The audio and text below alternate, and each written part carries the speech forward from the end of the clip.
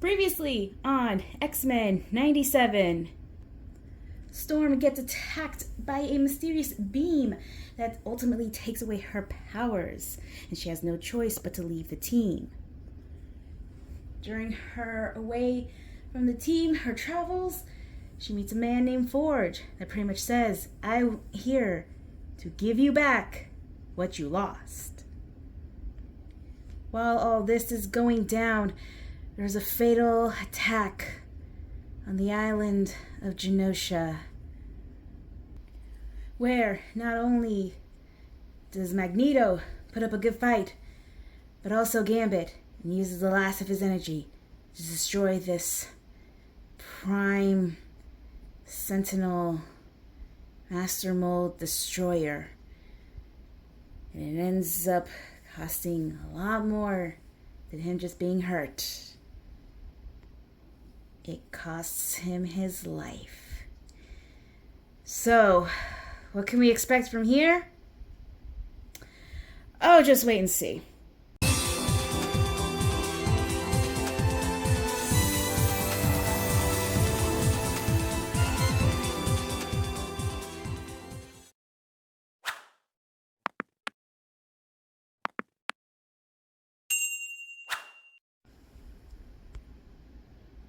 Hello there, everybody. How's it going? This is LunarStar103 here, welcoming you back once again to the Lunar Nightmare Network. And today I'm going to be reviewing the next episode here, episode 6. Now, I know you see this right here, Lifedeath Part 1. Yes, it was a part of episode 4, but like I said, I wanted to do these together because this one right here was really short, and it kind of was the start of what's going to be happening in part 2. So I just decided to go ahead and just make it to where I'm doing all this. Yes, I think if some people have already seen it too, I kind of got this idea from Andre Blackner Comedy. Shout out to him, because he kind of did this, because he did the same thing that I am going to be doing, and it's kind of like, oh yeah, I got that, I kind of figure, oh, this is like a good idea, because it's kind of it's kind of confusing. You go from one thing, and then you get to the big shocker, which was episode 5, and then we automatically go back to part 2. It's yeah, so I'm gonna go ahead and go like this. Oh, when we get to part 2, I'm going to have a lot to say, especially with what happens there. So let's get started. So if you remember from the last episode or the previous episodes, basically, the end of episode 3, where we see Storm in this bar somewhere, I believe they said Texas or something like that. And she sees this mysterious man. He calls himself Forge. He's a friend of Charles Xavier. And, he's like, look, I can help you get you back what you lost, but why don't you come with me? Because all this stuff is at my house and everything else. And it turns out that he is a mutant as well. His ability is that when he sees something, or if they show him something, he can make it automatically. And it's it could be perfect in a certain shape or form. And it's okay, cool. So he goes ahead, brings Storm back to his place, and he's like, yeah, let's just sit down. We'll have a nice home-cooked meal. I made it myself. Let's, we'll have some chili or something like that. And, he has some wine, and they just do a little talk and everything else. But I could tell there's a lot more, a lot more to this. And, they're just shooting the breeze and just getting to where they're just saying all this other stuff and everything else. And, during all this, they're like, hey, before I go ahead and I show you, let me show you, what it's like out here and everything else, and why, as I live here by myself. So he goes ahead, gets on horse, and they just go ahead and do a little riding, and it's great. And for her, it's kind of oh, it so kind of feels like how it is, when I used to have my abilities, this breeze, it feels nice and everything else. And, they're having such a great time together.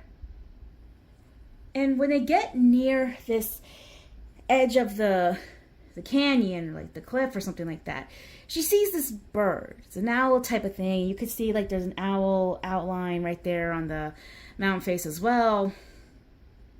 And she's kind of saying like, I've seen this bird so many times. It's like, it feels like it's following me everywhere I go, so on and so forth. And just wondering, like, I wonder if it feels trapped just like me, it wants to go to other places, but, it can't. And we've seen this bird several times. I think within, like, the first few episodes, I think within, like, 1, 2, and 3, we see him. We see this bird, and it's kind of like, okay, it's got to be something. It's got to be symbolic and everything else. So what could this mean? Forge goes ahead after their horse riding session, goes back to the house, and he brings her down to the basement and shows them this invention. It's like it's kind of like, like a stabilizer or something that can like return a person's mutant abilities back to them and everything. And seeing how it looks and how it is, and with Storm and, her thing with claustrophobia, which I thought she was over it, but apparently in the original series, she was getting over it for like a little bit, but there's like, she wasn't fully over it. Because, she gets in, I think she starts to like hyperventilate like a little bit when the machine activates, and it's like going ahead and like doing what it's doing. And they go ahead and they try and test it out, but it's not working. Like, her abilities aren't coming back. Even when she says, I am Storm, mistress of the elements, winds, heed me, hear my calls and everything else, like her chants and everything. And it doesn't work. And she just breaks down. And oh my gosh, I feel so bad for her. I felt so bad for her because it's like, she goes through all this, but yet at the same time, it's kind of like, well, wait a minute. This was kind of foreshadowing, because in episode 2, when she was talking to Jean/Madeline, she was talking about, I wonder what it would be like to be human and everything. Wonder what it would be like to be normal for once. But then again, if I wished that upon myself, I would never have been able to meet the people in my life. It wouldn't have gotten me to my friend, my sister, like, my true family. And this right here is just so devastating. After that failed attempt, they both go back inside and they go back down to the basement, and Storm is just basically asking him, like, it kind of makes me wonder, like, this thing is like the same thing they put on us whenever, the humans capture us and everything else, so that we won't use our abilities. How is it that you have something similar to that, and, this machine could somehow ultimately get a person's powers back? And Forge basically has no other choice but to pretty much admit that he was the one that made the collars, because he was working for the government and he didn't have a choice at the time, because they knew of his abilities to think of something and pretty much just make it right then and there, which is how he made the stuff for his leg and his hand.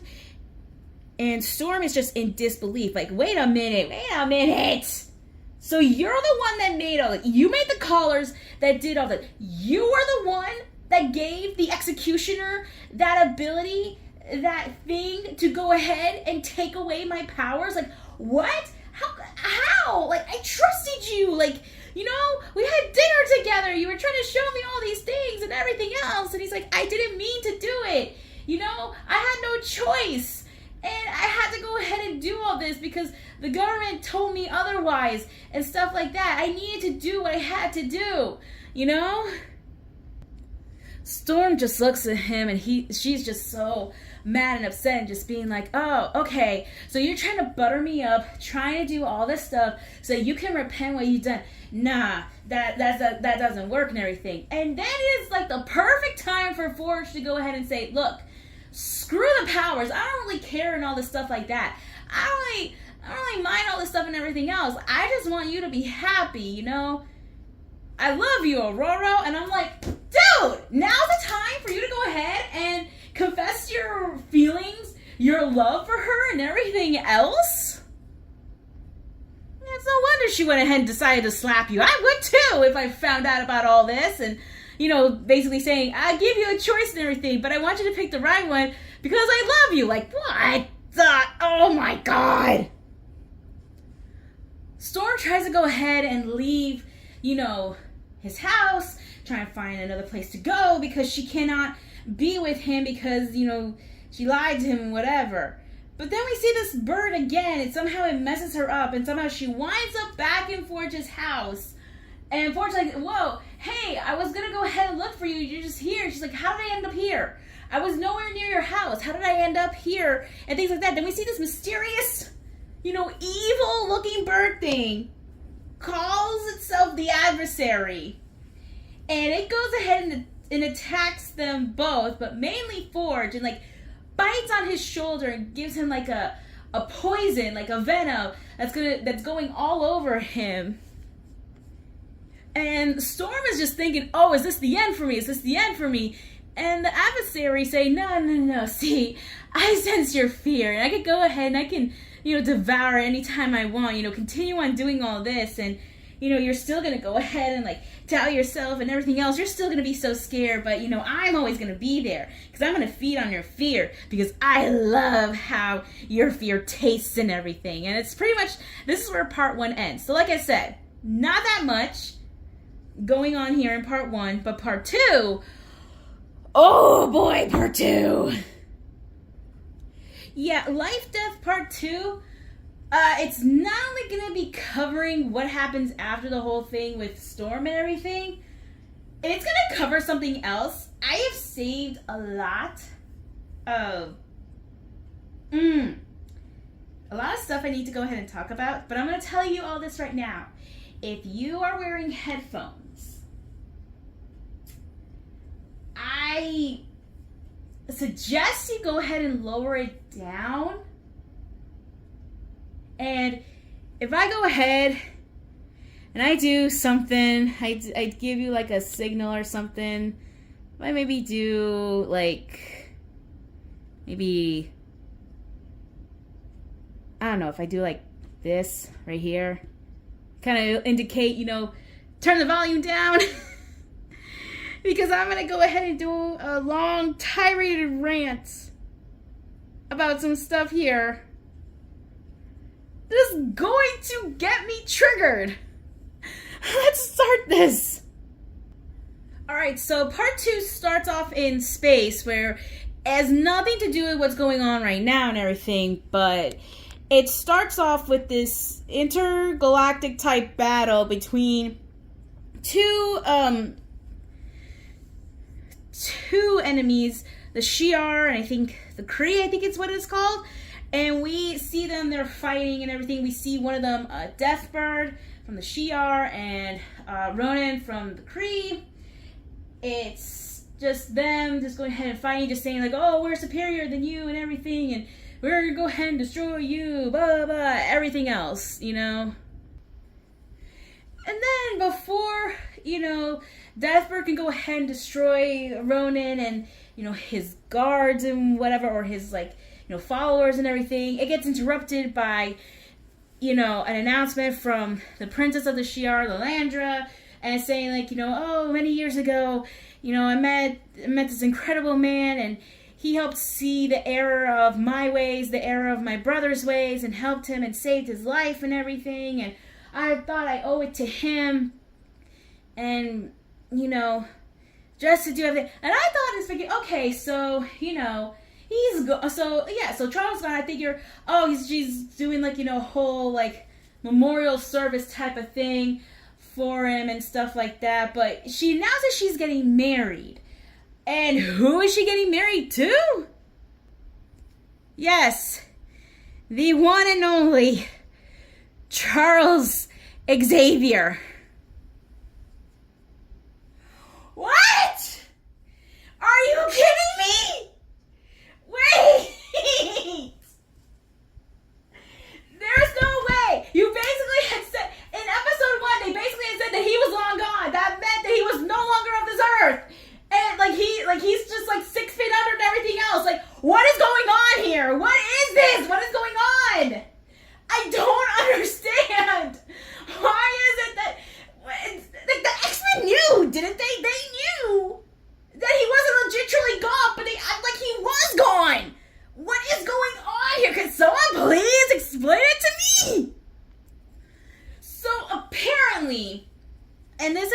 something that is...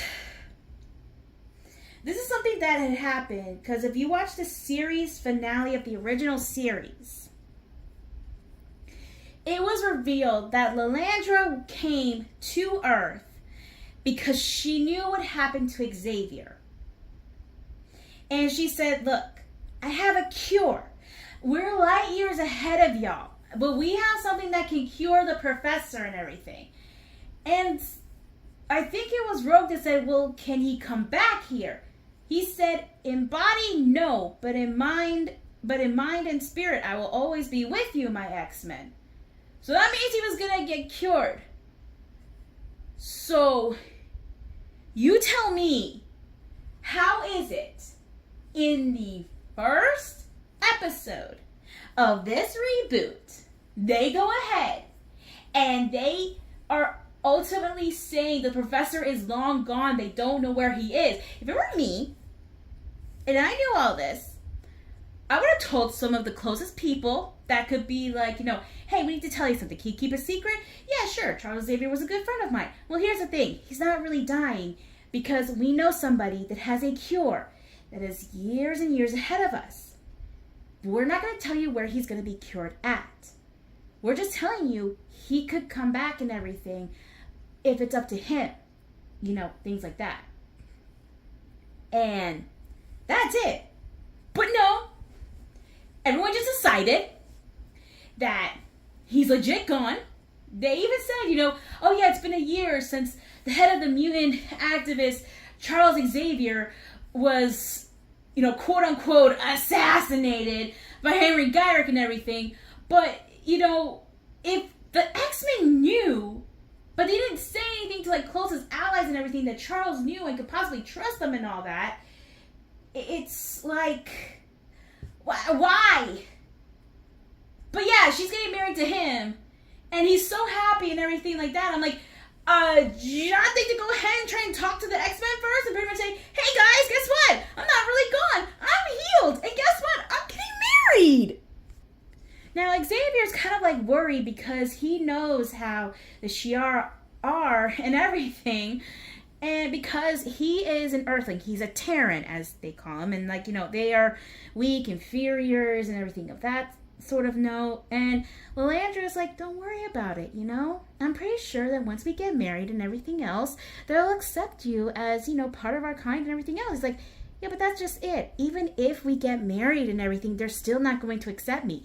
They will still know I am a Terran. I will always be dedicated to my Earth and everything else and, to my X-Men and everything. And she's just, to that point saying well, why don't you go ahead and, invite your X-Men, have them come to the wedding and everything, and, everything will be fine, and you can let them know that you're okay and everything else, except that the X-Men knew they wouldn't be in the situation, you know what I mean? Because it's kind of I don't understand this one little bit, I don't understand this, because if they knew, they wouldn't act like he was gone 6 feet under, but no, they just go ahead and go all this stuff, and it's yo, why are they doing this? He's not really gone. Why are you trying to do that? Why are you trying to pin it like he's legit gone from this Earth if y'all knew that he was getting cured somewhere else? Did one of them do a memory wipe of that? A mind wipe of them and all this stuff? And here's the thing, Magneto knew too. Magneto knew because he had to say goodbye to him too. So did they just forget? How is this possible? Meanwhile, while all this is going down, Storm is trying to find a way to heal Forge because the poison is just really, really in there because the adversary, again, bit on Forge's shoulder and extracted a poison, like a venom and stuff like that. And, because of what's been going on, she's trying to help him. Adversary's like, why are you trying to help him?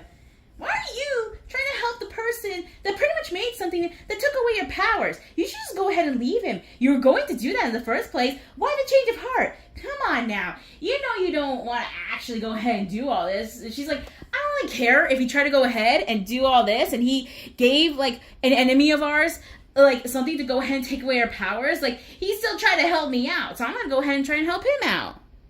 I'm just gonna go ahead and I'm gonna say this too. The visuals and stuff that they do here, it's like, oh my gosh, it's so great and amazing. But when the adversary goes ahead and locks Storm in that, you know, makeshift type coffin and everything, and it freaks her out, like, you see that, you feel all the stuff that she's feeling and everything else. Even if someone that is not claustrophobic, or if anyone that has claustrophobia, yeah, like, they know how she feels and everything. The adversary is trying to go ahead and just, you know, try to get Storm to, like, you know, just give up on her fear, like, you know, accept her fear and everything else. She's basically saying, oh, you know, that whole thing you were talking about with, you know, your friend, your sister, was all that a lie and everything? You know, you said you wanted to feel what it was like to be human and all this stuff. Was that a lie, or is that you're so scared and everything? And she's just trying to tell him, like, no, I'm not scared. I'm not scared of anything like that and all this stuff. It's like, yeah, you're lying to me. And, you know, you think it's going to be, like, the end for Storm and everything, because the adversary is, like, overpowering her, just showing her, like, you know, oh, you're scared. You're really scared. I'm going to show you all the stuff, like, you know, how you left your friends and everything, and how, you know, they must feel that you're not around and all that stuff. And then Forge comes in, has this book, and does, like, this desert type magic that he learned from his mother. But if you kind of see it, it kind of looks like something that's out from Doctor Strange and everything. So maybe she might have like been in the same temple that, you know, Doctor Strange was at, and she learned some of the stuff too, but you know, just could be like, you know, her ways of doing stuff and everything else. Like, you know, maybe because of how it was in the temple and all that stuff, it's like, oh, you can work on a certain type of, you know, magic and things like that. Hers is like the desert, because, you know, it's her place, her territory and all this stuff, and she passed it on to her son. Now Forge knows it and everything. So yeah, there could be some tie-ins with Doctor Strange here. So after seeing what Forge did for her and everything, Aurora kind of feels like, you know what? I know I should still be angry at you and everything else, but you're doing all this to save me, and that's all that you've been trying to do. And I shouldn't hold this grudge against you. And I should go ahead and just, you know, help you out. I couldn't care less about myself. I just want to help you out. And apparently she's accepting, like, his feelings for him and stuff like that. Yeah, nice to know that you go ahead and accept his feelings while he's pretty much near, like, you know, not living and stuff like that. But it's kind of like, why? I don't get it. I don't understand. But, you know, it's X-Men logic. It's kind of not possible to put logic into it and everything else, you know. But they go ahead, and Forge knows exactly where they need to go to get the cure that they need for him to get better and get rid of this venom. Back on the Shi'ar Empire, you know, everyone's all happy. It's kind of like, I don't know why she's saying she's getting married to this one, why she's getting married to this person. It's a Terran, and he's not her kind. And Deathbird comes in, and she goes on a little rant, just being like, oh, you see how, you know, she's weak and everything else like that. Like, I don't understand why she goes ahead and chooses someone to marry, like, a Terran and all this stuff. And, like, that basically means we're going to go ahead and have to succumb to his way and everything else. And that is just not like a Shi'ar's, because we're all, you know, high class, and we're all, like, light years ahead of everyone else here and all this stuff. And Xavier's like, well, you know, you got a point there, but it's kind of like, I'm not trying to one-up you or anything else by trying to marry your sister and all this stuff. And I like how Deathbird basically says, I like how she calls our world a Milky Way ghetto, and I'm like, what? They actually said that in an X-Men series, because I don't think we've heard anybody say ghetto in the original series. I might be wrong, but this is the first time we've heard somebody say that, and it's kind of like, you know, they say it about our Milky Way system, being like, saying like, you know, oh, you know, he cares about his Milky Way ghetto and his Earth and his precious little X-Men, things like that. It's like, what? And Deathbird just pretty much goes ahead and tells her sister and everything. It's like, you know that I'm right and you just don't want to accept it. But hey, I want to go ahead and see if he really has the guts to go ahead and marry you like he said he would and things like that. Especially, you too, if you want to continue on with his empire. Let's go ahead and have him do like the ultimate test. And what they mean by that is, if he is really that loyal to you, he will go ahead and he will renounce his whole affiliation with Earth, which means every single memory that he has of Earth, including, his X-Men and everything, all need to be erased. They gotta be erased in order for him to start anew, and he will go ahead and get married to you. And guess what, dear sister? You're gonna do it, since you pretty much went ahead and proposed this whole entire idea.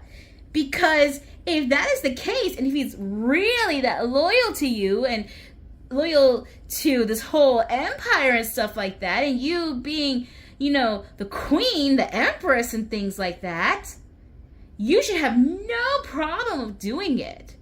I'll give you a bit to decide. Charles by himself, after his whole little meeting with Deathbird, is kind of pretty much putting him at a struggle. He meets another person there. I think his name is Gladiator. And he talks to him. He basically is talking about, oh yeah, I had a friend that, is kind of like you and everything. His name is Magnus. And, he and I, we used to see eye to eye with certain things. But, we went our different paths. But we always end up somewhere with the same type of goals and everything else. And, we just kind of needed each other to go ahead and help out what the other one needed and stuff like that. And it's like, yeah, well, if anything, it kind of would be great to go ahead and, kind of realize that even if you go ahead, you get your memories wiped and things like that, no one's ever going to accept you. You're still a Terran, all right? So it's entirely up to you if you go ahead, you do all this stuff. If, you got the guts to do it and everything. He talks to Lilandra and basically saying, like, look, I know I care about you and everything else, but if I feel this is the only way we're going to go ahead and be together and do all this stuff, I feel like we have to go ahead and compel the needs of your sister and all this stuff. It's like, no, like, you shouldn't be able to do that. You're giving her what she wants and everything else, because I think her whole entire thing is that she wants to try and overthrow, her sister and everything else, so that Deathbird can go ahead and claim the throne of, the Shi'ar, because, she's saying, oh, sister, you're too soft, just like our brother was too soft and everything else. None of you have the drive or the guts to go ahead and, all this stuff and so on and so forth, so I should be the one to lead. It's like, no, you don't have the right to lead. And, Xavier's like, well, look, if this continues on, we just have to go ahead and just see it through and everything else. Meanwhile, Storm and Forge go ahead and go to this cave that was used, back then during the wars and everything. And they know that this is the place they need to find this herb, this plant, because it only grows in dark places. It has to have no sunlight, no nothing, and it just has to go ahead and just grow from inside a cave. And you'll know when it's in full bloom and stuff, because it's a light that kind of shines on there, and they know that it's the herb that they are looking for, and it's what will cure Forge from this venom that is continuing on, coming out, just spreading more and more to his body. Storm, realizing that Forge can't continue on, but he's like, no, see, I gotta go ahead and repay what I did to you, and this is my way of, showing penance and stuff. But the venom is just coming so quickly and everything. Storm is like, no, my love, you go ahead and you rest. Tell me where this herb is. And he's like, I know how you hate dark places. Why'd you think I wanted to go along with you? It is in a tight space, and with her claustrophobia, it's not good. So she has to go ahead and overcome her fears and her phobia. Charles stands before the council of the Shi'ar, and he is getting ready to go ahead and, renounce his whole affiliation with Earth. And they pretty much said, okay, so you're going to go ahead and renounce your affiliation of Earth and all this stuff. That means you renounce everything you know about the X-Men. So your memories are going to be erased. That includes your X-Men, right, Charles? And Deathbird's like, yeah, see? Look. You see how he hesitates with his whole entire thing? Yeah, see? He doesn't have the guts. He doesn't have the strength and the ability and the knowledge to go ahead and go through with it. He's a coward. And I know that my dear sister will never go ahead and do this and all this stuff. And everything. Like, she's just egging them on. Just, like, the councilmen are just, like, believing everything Deathbird is saying. And just doing all this. And they're saying, like, yeah, you know what? The fact that he kind of hesitated and everything means, you know what? You're right. But Lilander's saying, no, you're doing all this. You're egging him on and things like that. It's like you're making him not, like, actually choose. Like, he could still go ahead and we can still get married. He can still keep his marriage. Like, no. That's not what he agreed on. Because regardless, at the end of the day, he is still a Terran. There's all these fights going on with Lilandra, Deathbird, Gladiator, and, just them trying to fight to see, like, oh, yeah, I'm going to go ahead and get rid of you. I'm going to get the throne and all this stuff. And then Xavier, he gets hurt because, something hits, like, the armor, and it makes him not be able to walk because that armor was making him walk. And he's like, wait a minute. I know what I can do. I still have the biggest ability, my knowledge, to teach them the knowledge that I know. And what does he do with the councilman, Lilandra, Gladiator, and Deathbird? Yeah, he goes ahead and makes a classroom out in space and just basically says, all right, students, class is in session. I'm going to go ahead and teach you all the stuff about Earth. I'm like, yo! What? Because the one thing that he has is his knowledge, and he's a teacher. He loves to teach. So he is going to go ahead and teach them all the stuff about Earth that is so great and amazing. Yeah, there's bad things in there too, but it's kind of like, don't worry about that. I'm going to show you some stuff and why, like, I feel you could go ahead and kind of somewhat accept Earth as, your whole entire thing of, like, acceptance and everything else. But that scene right there was funny. Also the scene where Xavier goes ahead and puts an apple in Deathbird's mouth just to keep her quiet. Because I could tell she's going to be the problem student. Aurora goes ahead and gets inside this, like, tight part of the cave, and she sees the plant. She sees the flower, but the adversary comes in once again. It's like, oh, why are you trying to do all this again? Come on now. I can still smell your fear and everything like that, So you mean to tell me that whole thing you were talking to your sister about, that was a lie, wasn't it? It's like, no, it wasn't a lie. And everything. I was just too scared. I was confused and everything else. And all this stuff and everything just happened all at once, because she also was telling Forge that she had talked with her friend that was a sister to her about, I wonder what it would be like to be human. But, to her, it's kind of like she was kind of fooling herself, but also kind of like, she is just to the point of, like, she felt that, maybe her being a human could be, like, a good thing or not. Or, her just saying, like, yeah, I think it would be great and everything else. But the adversary saying, yeah, no, I don't really believe that. You're just so scared and everything else. You being here, it's just perfect. I could go ahead and eat your fears and everything. You're going to be nothing. And, you're never going to get your powers back and all this stuff. You're just going to be like a lowly little human being that, that is just, lying to everybody else and, so on and so forth. But, oh boy, that is when, like, the adversary was wrong and everything, and we see Storm getting her abilities back, and she's got a brand new outfit with her crown. It's like the Omega crown because she is an Omega level mutant. I think she's like far surpasses maybe Omega level, but it's like her outfit and everything is like, wow, like that whole entire thing, though, all black and everything. Like, she's no longer wearing white, she's now wearing black. She's got her long hair back and everything, no more mohawk, and she's like going off. Like, she destroyed her adversary, she conquered her fears, and she's got her abilities back, and it's like, oh, it's the return of Storm.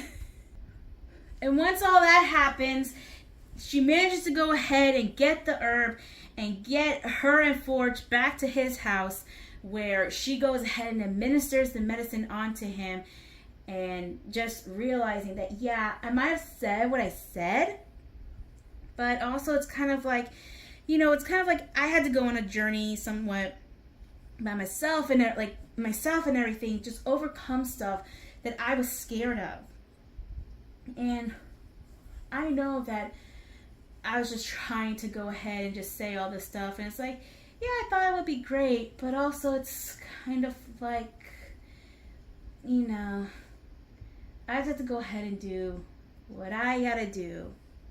And, what that means? I gotta go ahead, stay with you, or I go back to my team. You want to come with me? And that'd be great. But it isn't until long before Forge goes ahead and turns on the TV, and the two of them see and hear about the devastating attack on the mutant island of Genosha. And now it's like where they think they were going to go ahead and spend their time together in Forge's place for a little bit before she goes back to the team. No, she's like, yeah, no, now we need to go ahead, we need to go back to the others. Something big is going to happen and everything. And I got my powers back, so we need to go ahead, we need to go now. And during all of this, while this is going on, Xavier goes ahead and still is teaching, the Shi'ar and just, seeing like, okay, so this is what could go wrong and everything else. Just using like sort of examples of what could happen or what could be like all the stuff that could be going on and everything else. But it's like you go ahead and you give like everyone a chance and everything. It's just gonna be like it would be great, and the two of us, us, the Earthlings, and all of you, the Shi'ar, go ahead and like just see all the great things that we can do together. It would be a great thing for us all. And you don't have to think of people as Terrans that are lower class. Like, you helping us with all this, we can go ahead and get all the stuff that we need that could set all of us like light years ahead of like the future and everything else, and just seeing what could be done and everything. And I believe in all this stuff. And, these are like my children of the atom and all that. And then all of a sudden, everything goes wrong. And he sees like this whole thing of skeleton. He sees Gambit. And he's turned into a skeleton and everything. So it's kind of like he gets a hint of like what is happening. And he gets so freaked out. He's like, wait a minute, I don't understand. I just saw it with my own eyes and everything. You're having a party, drinking wine, making love. I don't understand what's going on. My children of the atom, they're destroyed. Like, I don't get it. Everything was so good and peaceful when I left. What is happening? Charles pretty much says, like, after he gets like blown back, he's like, no, I can't go on like this. I can't go on. Something happened on Earth, And it has something to do with the event in Genosha and everything, because everything was going great. But now something's happened. I gotta go back to Earth. Larry's like, no, you can't. You were almost close to convincing the council and everything else. It's like, look, I understand that. And I love you and everything. But the fact that everything is going down so quickly, I need to get back to my home. I need to get back to my X-Men. Like, they need me now. It's like, me being gone for this long, this shouldn't have happened. Because they need to go ahead and do everything else that they have to, like, they have to need me. And I can't continue on. If this ultimately breaks up our love affair and everything else, then so be it. So he is going back to Earth. And then at the end of this episode, we see Trask running through like this place, this rundown town and stuff like that. He's basically yelling at somebody, being like, "What did you do? I gave you my DNA and all this stuff created. You didn't tell me that all this stuff was gonna happen over in Genosha and all this stuff. I never would have done that had I went ahead and given you all my stuff. But I'm sorry. You kind of didn't like the mutants, and you basically hinted at like, oh, well, you guys are doing all this stuff and everything. We're laying out the dominoes and all this stuff. So you kind of knew that this would happen. What do you mean when you said, I didn't mean for any of this? You know, I just gave you my DNA. I gave you all my stuff. You didn't tell me that you were going to go ahead and go through all this stuff with what happened in Genosha and all this stuff. Yeah, you knew. You knew what was going to happen and everything else. And at the very end, we see that Mr. Sinister is just basically up to his no good tricks and being like, hey, look, the thing in Genosha is bound to happen and everything. And all the people that are gone, all that stuff, you know, this will be great for my experiments and everything. Hey, don't worry. You're going to be fine as long as you put your faith in Sinister. And it's like, whoa. So, yeah, that's how this episode ends. Oh my goodness.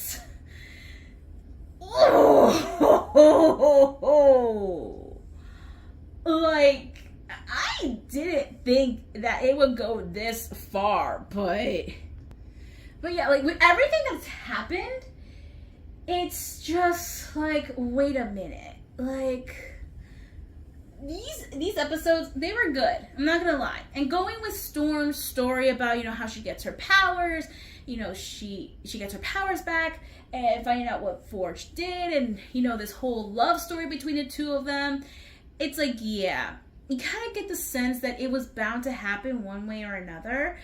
But then also it's kind of like, you know, okay, she's facing her fears, you know, trying to not get, you know, destroyed by the adversary, which is like her manifestation of like, you know, all the stuff that's happening. And then we get the reveal that Charles is still alive, even though the X-Men should have known he was still alive, but they made it seem like he was gone, like 6 feet under type of thing. And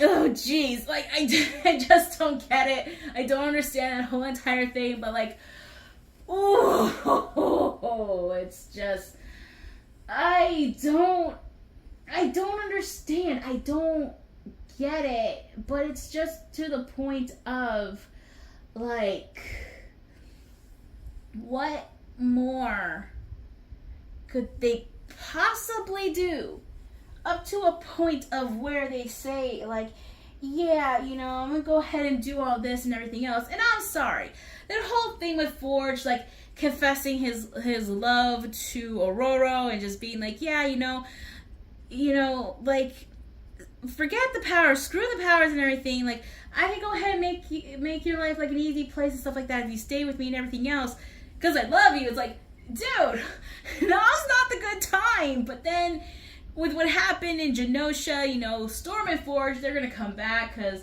everything's going downhill over there, and you know Xavier's gonna come back because, you know, his children of the Atom are in trouble and everything. But yeah. But that's pretty much where it's gonna end. Oh my goodness, this is gonna be a really long review, but I wanted to go ahead and do this like together. I didn't want to do it and then we get to the next one, then continuation of that one. So it's kind of like, yeah, I could kind of see. I knew it was going to be long, but you know what? Teach their own. But let me know what you guys thought of this episode. And yeah, all the episodes right now are out. And when I get to the finale, oh, there's going to be a lot. There's going to be a lot of things I'm going to say.